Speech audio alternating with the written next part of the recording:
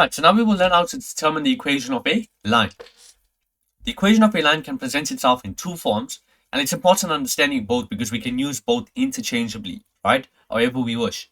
The first one is y minus y1 is equal to m into x minus x1. And so in order for me to use this way to determine the equation of a line, I need a point, right? A point that lies on that line. So from a graphical standpoint, I just need some random point that lies on that line, and I need the gradient of that line, right? Once I have the two, I can simplify and get it into the form of y is equal to mx plus c. The second way is here, I get the gradient of the line, right? And I can read the intercept of the graph, or right, I have y is equal to mx plus c. I find the gradient of the line. I input some random point that lies on the line, so some x value and some y value, and I solve for c. And I'll be able to simplify that and have it in the form of y is equal to mx plus c. Right, so that's the two ways that we can do that. So let me get a bit more tactical and a bit more practical with this. How do you find the gradient? The gradient is equal to y2 minus y1 over x2 minus x1, right? Or you could use rise over run exactly as I've already mentioned. But this is the way you do it mathematically, y2 minus y1 over x2 minus x1.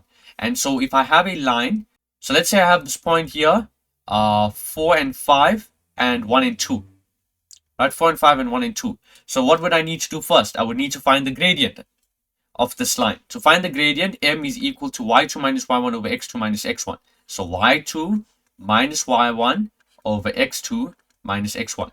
Now remember, if I make this coordinate x2, then this has to be y2. If I make this coordinate x1, then this has to be y1. Can you see that? So you must make sure you don't mix that up. And then if I do this subtraction here, it'll be 5 minus 2, which is 3, over 4 minus 1, which is 3, which gives me 1. So now we have y is equal to x plus c. I input a value in here to find out what the value of c is. So if I take any of these coordinates and input it in here, I'll get 5 is equal to 4 plus c. Therefore, c is equal to 1.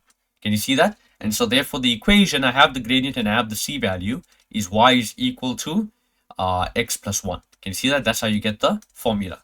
Or I could use the other formula. We found the gradient already, right? So m is equal to 1, right? So m is equal to 1. So I'll say y minus, put a y value here. So it'll be, what's that? Let's say put 2 is equal to 1 into x minus, put the x value there.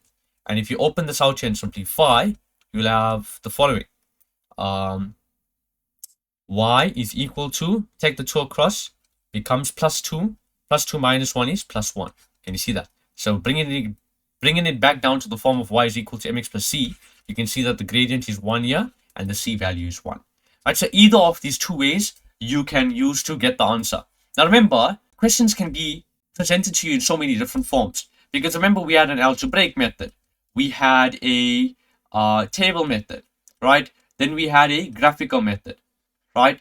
And so if you put all of this together, right, with the flowcharts and whatever, if you put all of these things together to determine the equation, you can be asked this question in so many different ways. I can be asked it given the coordinates, and I may not be given the graph, and I will need to define it. But the rules to get it is simple. You find the gradient, input a point that lies on that line, and you'll simplify and you'll be able to find the equation. Right? So let's go over that again. You'll either be given the points, you'll be given the function in terms of a table, you'll be given a function in terms of the graphical method, you'll be given the function in terms of a flow diagram, but the rule remains the same. What do you need to do first? If I'm given it in any of these 4 representations, the first thing that I must do is find the gradient, exactly as I've proved to you.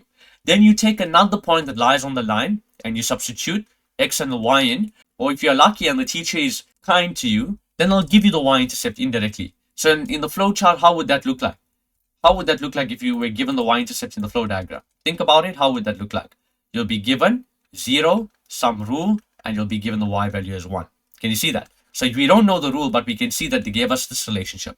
We know when x is 0, y is 1. So that's the c value. Graphically, you would see it. If you have it like this here, and they call this point here 1, 0 and 1, 0 and 1, then you can see it graphically that that's the y-intercept. It's the point that it cuts the y-axis. On the table, how would you see it here? X and y you would have x to be 0 and you had y to be 1. Can you see that? So you would see it. And algebraically, they'll tell you that one of the coordinates that the graph passed through is this here. You can see it when x is 0, whatever the y value is, that represents the y-intercept.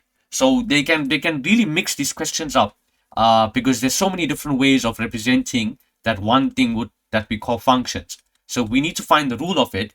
The rule is very simple, right? You're just finding the gradient first and you're inputting a point.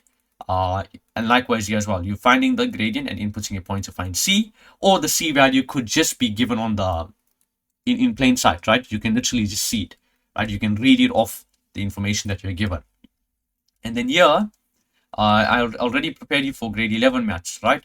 These are the 3 different ways we can use to find gradient. So even here as well, I can use rise over run to find gradient. I rose by 1 and I ran by 1.